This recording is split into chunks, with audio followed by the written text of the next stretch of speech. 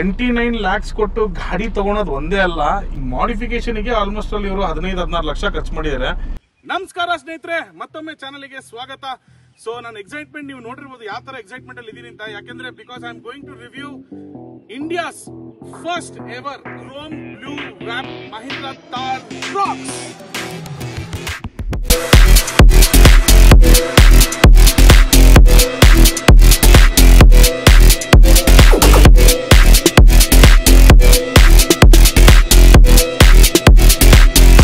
ನಾನು ಕೂಡ ಥಾರ್ ರಾಕ್ಸ್ ನ ರಿವ್ಯೂ ಮಾಡಬೇಕು ಅಂತ ಬಹಳ ಕಾತರದಿಂದ ಕಾಯ್ತಾ ಇದ್ದೆ. ಬಟ್ ಈ ತರ ಥಾರ್ ರಾಕ್ಸ್ ಸಿಗತ್ತೆ ಅಂತ ನಾನು ಕನ್ಸ್ಮನ್ಸಲ್ಲಿ ಅನ್ಕೊಂಡಿದ್ದಿಲ್ಲ. So credit goes to mister Akshay the cameraman. ತೋರಿಸ್ಕೊಳ್ರಿ ನಿಮ್ಮನ್ನ.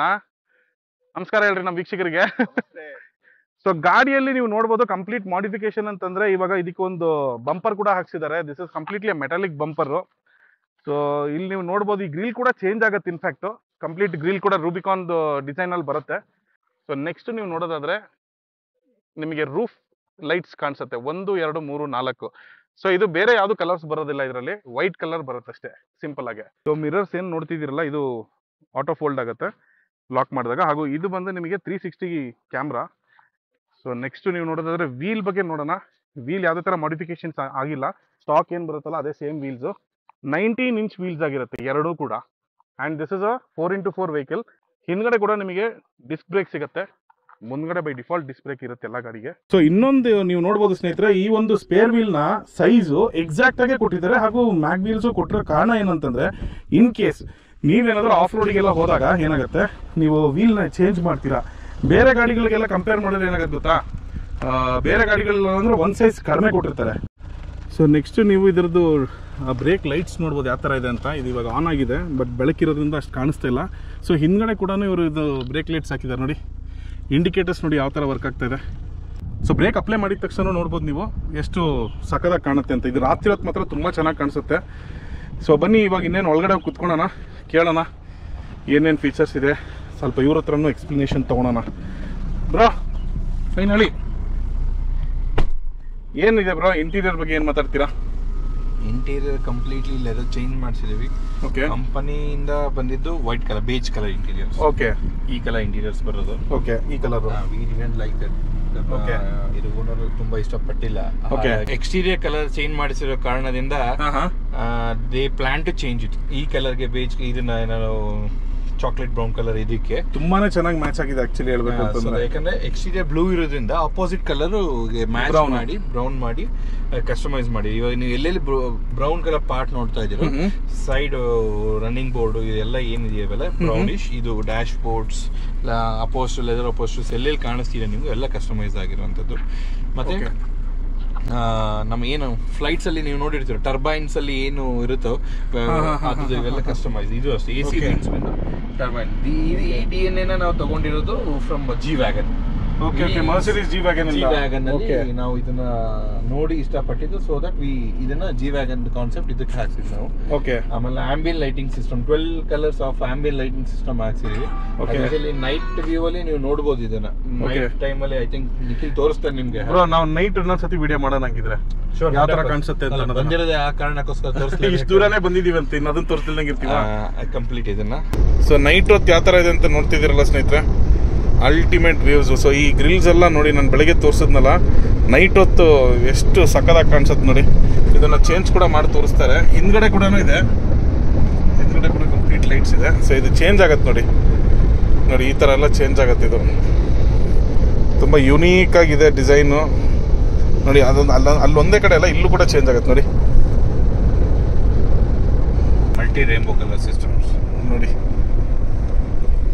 First in the class. The AC vents are designed like in turbine of the wind. ಇದು ಏರೋಪ್ಲೇನ್ ಟರ್ಬೈನ್ಸ್ ಬರುತ್ತಲ್ಲ, ಹೌದು, same exhaust AC turbines, specially customised. ಆಮೇಲೆ ಈ ಲೆದರ್ಸ್ ಎಲ್ಲ ಯಾವ ತರ ಬ್ರೋ? ಬ್ರೌನ್ ಕಲರ್ ತುಂಬಾ ಚೆನ್ನಾಗಿದೆ ಅಂತ ಹೇಳಿ ನನಗೆ ಆವಾಗಲೇ ನಾನು ಒಂದು ಸ್ಟೋರಿ ಹಾಕಿದ್ದಕ್ಕೆ ನಮ್ಮ ಒಬ್ಬ ಸ್ನೇಹಿತರಾದವರು ಇಂಟೀರಿಯರ್ ಮಾತ್ರ ಸಕ್ಕದಾಗಿದೆ ಅಂತಂದ್ರು.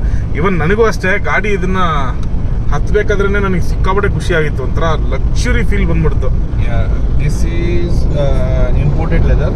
Okay, cost around 3.5 lakhs. Leather ಅಂದ್ರೆ ಒಂದು ನಿಮಿಷ, ಏನೋ 3.5 ಲಕ್ಷನಾ? ಎಸ್, ಇಟಾಲಿಯನ್ ಲೆದರಾ? It's napa leather. ನ್ಯಾಪಲ್ ನಾಪಾ ಲೆದರ್. NAPA.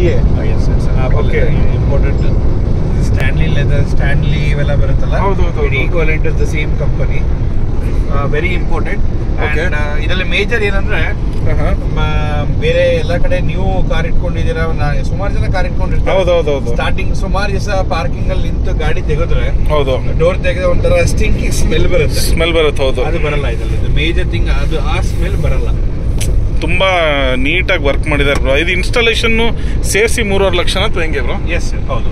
ಇನ್ಕ್ಲೂಡಿಂಗ್ ಇದೆಲ್ಲ complete seat covers, okay, doors, ಇದು ಇದೆಯಲ್ಲ ಹ್ಯಾಂಡಲ್ ಬಾರ್ಸ್, ಓಕೆ, ಡೋರ್ ಮೇಲೆ dash board opposite leather opposite ಏನ್ ಕಾಣಿಸ್ತಿದೆಯೋ, ಓಕೆ, ಬ್ರೌನ್ ಎಲ್ಲದನ್ನು ಕಸ್ಟಮೈಸ್ಡ್.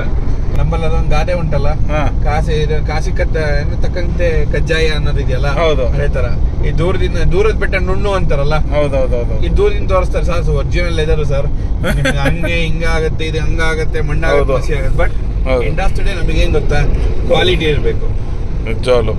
ಸೊ ನೋಡೋದ್ರಲ್ಲ ಸ್ನೇಹಿತರೆ, ನೈಟ್ ವ್ಯೂ ಈ ಥರ ಇರುತ್ತೆ. ಸೊ ಇದು ನೈಟ್ ಯಾವ ಥರ ಇರುತ್ತೆ ಅಂತ ತೋರ್ಸೋದಕ್ಕೋಸ್ಕರನೇ ನಾನು ಈ ಒಂದು ವಿಡಿಯೋನ ಮಾಡಿದ್ದು. ಹೋಪ್ ನಿಮಗೆ ಇಷ್ಟ ಆಗಿರ್ಬೋದು.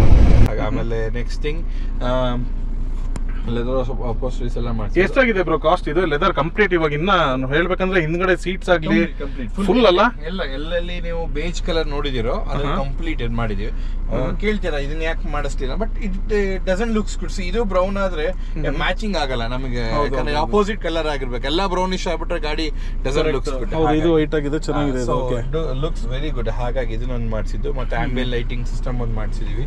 ಮತ್ತೆ ಡೋರ್ ಪ್ಯಾಡಿಂಗ್, ಸೌಂಡಿಂಗ್ ಸಿಸ್ಟಮ್ಗೆ ಲೆದರ್ ಪ್ಯಾಡಿಂಗ್ ಮಾಡಿಸಿದ್ವಿ. ಮೀನ್ಸ್ ಲೆದರ್ ಪ್ಯಾಡಿಂಗ್ ಅಂತೀವಿ, ಸಾರಿ, ಇದು ಡೋರ್ ಪ್ಯಾಡಿಂಗ್ ಮಾಡ್ತೀವಿ. Sound proof. ನಾವು ಎಷ್ಟೇ ಜೋರಾಗಿ ಸೌಂಡ್ ಕೊಟ್ಟರು ಹೊರಗಡೆ ಮೈನ್ಯೂಟ್ ಸೌಂಡ್ ನಿಮಗೆ ಹೊರಗಡೆ ಕೇಳಿಸಲ್ಲ. ಬಟ್ ಆಕ್ಚುಲಿ ಹೇಳ್ಬೇಕಂದ್ರೆ ಮಹೀಂದ್ರ ಹಳೆ ತಾರ್ ಕಂಪೇರ್ ಮಾಡಿದ್ರೆ ತುಂಬಾ ವೈಬ್ರೇಷನ್, ಅಂದ್ರೆ ಗಾಳಿ ಹೋಗ್ತಾ ಇತ್ತು ಒಳಗಡೆಗೆ, ಹೌದು, ಸ್ವಲ್ಪ ಸೌಂಡ್ ಇತ್ತು, ಸೌಂಡ್ ಬರ್ತಾ ಇದೆ. ಮೀನ್ಸ್ ನಾವು ಪ್ಯಾಡಿಂಗ್ ಮಾಡಿಸಿರೋದ್ರಿಂದ ಹೊರಗಡೆ ನಾಯ್ಸ್ ಒಳಗೆ ಎಂಟ್ರಿ ಆಗಲ್ಲ, ಒಳಗಿರೋ ನಾಯ್ಸ್ ಹೊರಗಡೆಗೆ ಎಂಟ್ರಿ ಆಗಲ್ಲ. ಅದು ಇಟ್ ಕುಡಂಟ್ ಫೀಲ್ ಆ ನಾಯ್ಸ್. ಹಾರ್ನ್ ಮಾಡೋದು ಟ್ರಾಫಿಕ್ ಅಲ್ಲಿ ಜಾಸ್ತಿ ಸೌಂಡ್ ಬರುತ್ತಲ್ಲ, ಮತ್ತೆ ಟೈರ್ ಸೌಂಡ್, ಒಳಗೆ ಎಂಟ್ರಿ ಕೊಡಲ್ಲ. ಹಾಗಾಗಿ ನಿಮ್ಗೆ ಮ್ಯೂಸಿಕ್ ಸಿಸ್ಟಮ್ ಅಲ್ಲಿ ನಿಮ್ಗೆ ಮ್ಯೂಸಿಕ್ ಪ್ಲೇ ತುಂಬಾ ಯಾರು ಇಷ್ಟ ಪಡ್ತಾರೋ ಅವ್ರಿಗೆ ತುಂಬಾ ಇದಾಗತ್ತೆ, ಈಕ್ವಲೈಸ್ ಆಗತ್ತೆ ಪ್ಯಾಡಿಂಗ್ ಅಲ್ಲಿ. ಮತ್ತೆ ಇದು ಗೇರ್ ಶಿಫ್ಟರ್ಸ್ ಎಲ್ಲ ನೋಡಬಹುದು.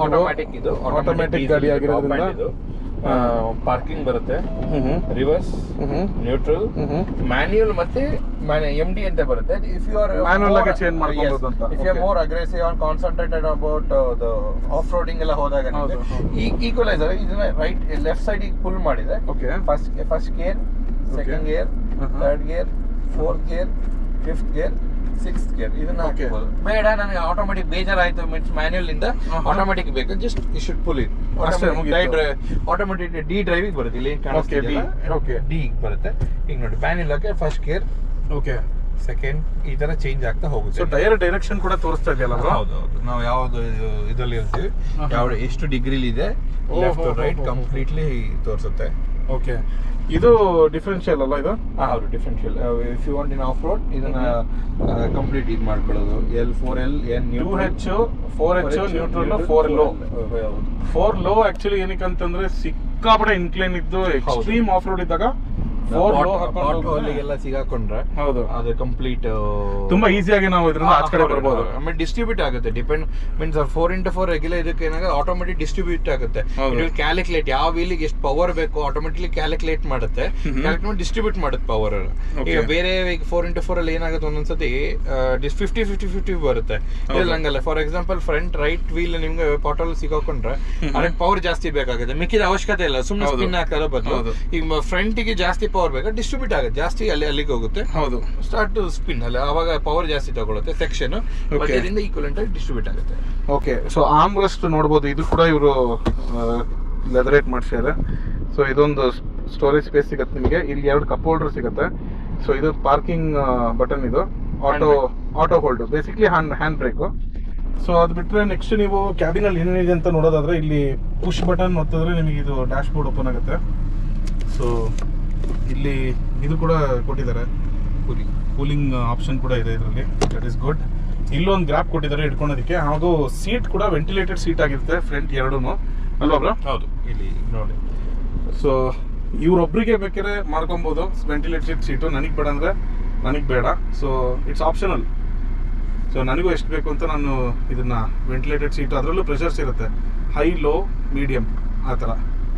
ನೆಕ್ಸ್ಟ್ ಸ್ವಲ್ಪ ಫೀಚರ್ಸ್ ಬಗ್ಗೆ ಎಕ್ಸ್ಪ್ಲೇನ್ ಮಾಡೋಣ ಅಂತಂದ್ರೆ ಇದೇನು ಬ್ರೋ ಇದು, ಈ ಬಟನ್ಸ್ ಬಗ್ಗೆ ಸ್ವಲ್ಪ ಮಾಹಿತಿ ಕೊಡಿ. ಇದು ಆಫ್ ರೋಡ್ ವೀಲಿಂಗ್ ಬರುತ್ತಲ್ಲ, ಇದು ಶಿಫ್ಟಿಂಗ್ ಬರುತ್ತೆ, 4x4 ಆಪರೇಟಿಂಗ್ ಸಿಸ್ಟಮ್ ಬರುತ್ತಲ್ಲ. ಇದನ್ನ 4x4 ಇದನ್ನ ಪ್ರೆಸ್ ಮಾಡ್ಕೊಂಡಾಗ ನಿಮ್ಗೆ ಆಪರೇಷನ್ ಸಿಸ್ಟಮ್ ಪಾಸಿಬಿಲಿಟೀಸ್ ಬರುತ್ತೆ ನಿಮ್ಗೆ. ಯಾವ ಲೆಫ್ಟ್ ರೈಟ್ ಬರುತ್ತಲ್ಲ ನಿಮ್ಗೆ ಇನ್ನೂ ಜಾಸ್ತಿ ಫ್ರೀ ಆಗುತ್ತೆ. ನೋಡಿ ರೆಗ್ಯುಲರ್ ನಾರ್ಮಲ್ ಇದನ್ನ ಪ್ರೆಸ್ ಮಾಡಿದಾಗ ಡಿಫ್ರೆನ್ಸಿಯೇಷನ್ ಬರುತ್ತೆ ನಿಮ್ಗೆ. ಆಫ್ ರೋಡಿಂಗ್ ಟೈಮಲ್ಲಿ ಯೂಸ್ ಆಗುತ್ತೆ ನಿಮ್ಗೆ. ಓಕೆ, ಇದು when we are using of road ಅವಾಗ ಮಾತ್ರ ನಿಮ್ಗೆ it will be used. Okay, ಈ ಒಂದು ಪರ್ಟಿಕ್ಯುಲರ್ ಸ್ವಿಚ್. ಹೌದು. ಓಕೆ, ಇದು ಓಡೋಮೀಟರ್ ಇಲ್ಲಿ ಬರುತ್ತೆ. ನಾರ್ಮಲ್ ಮೀನ್ಸ್ ನಮಗೆ ಇದು ಬರುತ್ತೆ ಗೊತ್ತಾ, ಇದು ಮೋಡ್ಗಳು ಬರುತ್ತಲ್ಲ. ನಾವು ಮಡ್ ರೋಡಲ್ಲಿ ಹೋದಾಗ ಮಡ್ ರೋಡ್ ಸೆಲೆಕ್ಟ್ ಮಾಡ್ಕೊಳ್ಳೋದು ಆ ತರ ಕಂಪ್ಲೀಟ್. ನೀವು ಯಾವ 4 ಮೋಡ್ ಇದೆ ಇದರಲ್ಲಿ ಸ್ನೇಹಿತರೆ, normal, snow, mud, sand. So ಇದು ಮೋಡ್ ಚೇಂಜಿಂಗ್ ಬಟನ್ ಆಗಿರುತ್ತೆ, ಇದು ಏನಿಲ್ಲ. ಸೊ ಅಷ್ಟೇ. ಸೊ ನೆಕ್ಸ್ಟ್ ಇದಂತಂದ್ರೆ ಡಿಫಾಗರ್ ಆಪ್ಷನ್ಸ್ ಇದೆ. ಸೇಫ್ಟಿ ಫೀಚರ್ ಆಫ್ ಮಾಡೋದು ಆನ್ ಮಾಡೋ ಫೀಚರ್ಸ್ ಯಾವ್ದು ಕಂಪ್ನಿಲೂ ಕೊಡಲ್ಲ. ಅದು ಮಾಡೋದು ಒಳ್ಳೇದಲ್ಲ. ಬಟ್ ಇನ್ನು ಒಂದೊಂದು ಏನಾಗುತ್ತೆ, ನೀವು ಯಾವುದೇ ಸೇಫ್ಟಿ ಫೀಚರ್ ಆಫ್ ಮಾಡಿದ್ರು ಮತ್ತೆ ಒನ್ಸ್ ಇಗ್ನಿಷನ್ ಆನ್ ಆಫ್ ಆಗಿದ ತಕ್ಷಣ ಡಿಫಾಲ್ಟ್ ಆನ್ ಆಗುತ್ತೆ. ಹೌದು, ಪರ್ಮನೆಂಟ್ ಆಫ್ ಮಾಡ್ಲಿಕ್ಕೆ ಆಗಲ್ಲ. ಓಕೆ, ಸೊ ಇದು ಬಂದು ನಿಮಗೆ ಡಿಫಾಗರ್ ಆಗಿರುತ್ತೆ. ಸೊ ಡಿಫಾಗರ್ ಎರಡನೇದು. ಇದರಲ್ಲಿ AC ಫ್ರಂಟ್ ಫೇಸ್ ಕಾಲಿಗೆ ಎರಡು ಬೇಕು, ಇಲ್ಲ ಇಂಡಿವಿಜುವಲ್ ಇದೆ ನೋಡಿ. ಮೋಡ್ ಪ್ರೆಸ್ ಮಾಡಿದ ತಕ್ಷಣ ನಿಮಗೆ ಈ ತರ ಮೋಡ್ ಸಿಗುತ್ತೆ. Basically AC multiple modes.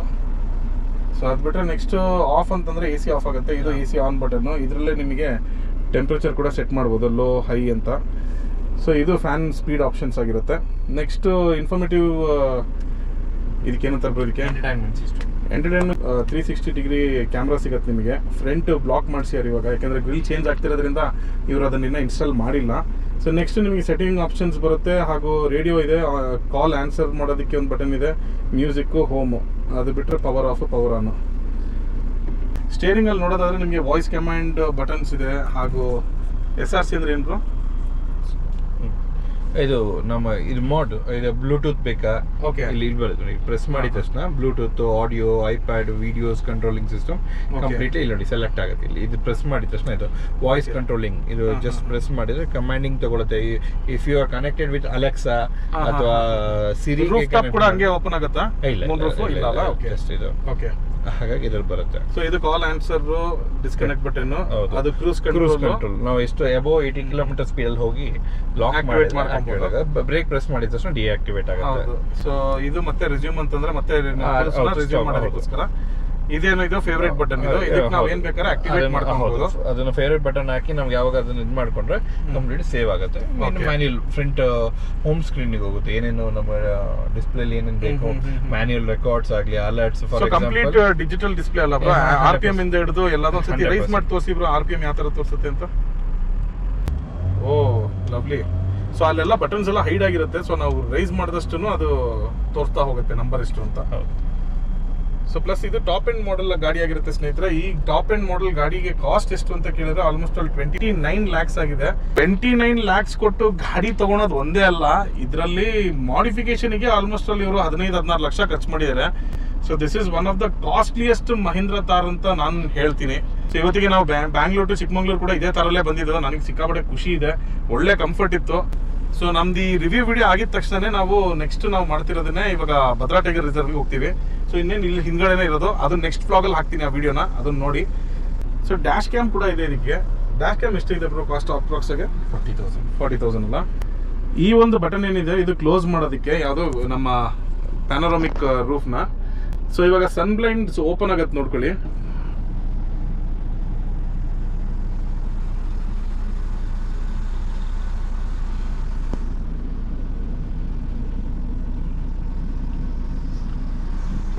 So next ಇವಾಗ ನಾವು ಪ್ಯಾನೋರಾಮಿಕ್ ಸನ್ ರೂಫ್ನ ಓಪನ್ ಮಾಡೋಣ.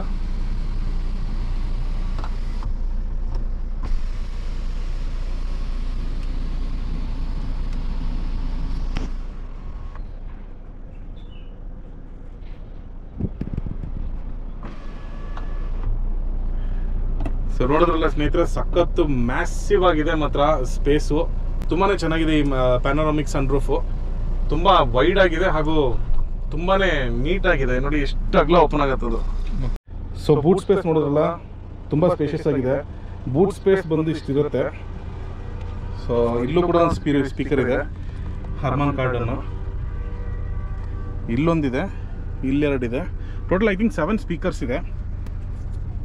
ಇಲ್ಲಿ ಹೂಕ್ಸ್ ಕೊಟ್ಟಿದ್ದಾರೆ, ಇನ್ ಕೇಸ್ ನೀವೇನಾದರೂ ಇಲ್ಲಿ ಗಟ್ಟಿಗೆ ಏನಾದ್ರು ಹೋಲ್ಡ್ ಮಾಡಿ ಇಡಿಸ್ಬೇಕು ಅಂತಂದರೆ ಆ ಥರ. ಫ್ಯೂಯಲ್ ಕ್ಯಾಪ್ ಏನಾದ್ರು ವರ್ಕ್ ಆಗ್ತಿಲ್ಲ ಅಂತಂದರೆ ತೆಗಿಯೋಕ್ಕೋಸ್ಕರ ಇಲ್ಲೊಂದು ಆಪ್ಷನ್ ಇದೆ. ಸೊ ಇನ್ನೊಂದು ನನಗೆ ಇಷ್ಟ ಆಗಿದ್ದಂತಂದರೆ ಇದೆಷ್ಟು ಸಕ್ಕದಾಗಿ ಕೊಟ್ಟಿದ್ದಾರೆ ನೋಡಿ, ಆ ಗ್ಲಾಸ್ ಎಡ್ಜಲ್ಲಿ. ಬೇಸಿಕ್ಲಿ ಇದೊಂದು ಸಫಾರಿ ಮೋಡು, ಕ್ಯಾಮಲ್ಲು ಇಲ್ಲಿ ನಡ್ಕೊಂಡು ಹೋಗ್ತಾ ಇದೆ. ಬಟ್ ಅದೇ ಮಹೀಂದ್ರ ಥಾರ್ ರಾಕ್ಸು ಆ ಗುಡ್ಡ ಏರ್ತಾ ಇದೆ, ಸ್ಯಾಂಡ್ ಡ್ಯೂನ್ಸ್ನ. ತುಂಬ ಚೆನ್ನಾಗಿ ಕೊಟ್ಟಿದ್ದಾರೆ, ಅದು ತುಂಬ ಇಷ್ಟ ಆಯ್ತು ನನಗೆ. ಅದೇ ಥರ ಇಲ್ಲೂ ಕೊಟ್ಟಿದ್ದಾರೆ ನೋಡಿ. ಸೊ ಹಿಂದ್ಗಡೆ ಕೂಡ ವೈಪರ್ ಇರುತ್ತೆ, ಯಾಕೆಂದರೆ ಇದು ಟಾಪ್ ಎಂಡ್ ಮಾಡೆಲ್ ಆಗಿರೋದಕ್ಕೆ ಈ ಫೀಚರ್ ಸಿಗುತ್ತೆ ನಿಮಗೆ. ಸೊ ಸ್ನೇಹಿತರೆ, ಈ ಗಾಡಿ ಬಂದು ಡೀಸೆಲ್ ಗಾಡಿ ಆಗಿರುತ್ತೆ. ಸೊ ಇದರದ್ದು ಇಂಜಿನ್ ಸ್ಪೆಸಿಫಿಕೇಶನ್ ಬಗ್ಗೆ ಮಾತಾಡೋದಾದರೆ 2184. ಸೊ ಬೇಸಿಕ್ಲಿ 2.1 ಲೀಟರ್ ಇಂಜಿನ್ ಆಗಿರುತ್ತೆ. ಹಾಗೂ ನಂಬರ್ ಆಫ್ ಸಿಲಿಂಡರ್ಸ್ ಎಷ್ಟು ಅಂತ ಕೇಳಿದ್ರೆ 4 ಸಿಲಿಂಡರ್ ಇರುತ್ತೆ. ಮ್ಯಾಕ್ಸಿಮಮ್ ಪವರು 172 bhp ಆಗಿರುತ್ತೆ. ಹಾಗೂ ಮ್ಯಾಕ್ಸಿಮಮ್ ಟಾರ್ಕ್ ನೋಡೋದಾದರೆ 370 ನ್ಯೂಟನ್ ಮೀಟರ್ ಪವರ್ ಇರುತ್ತೆ.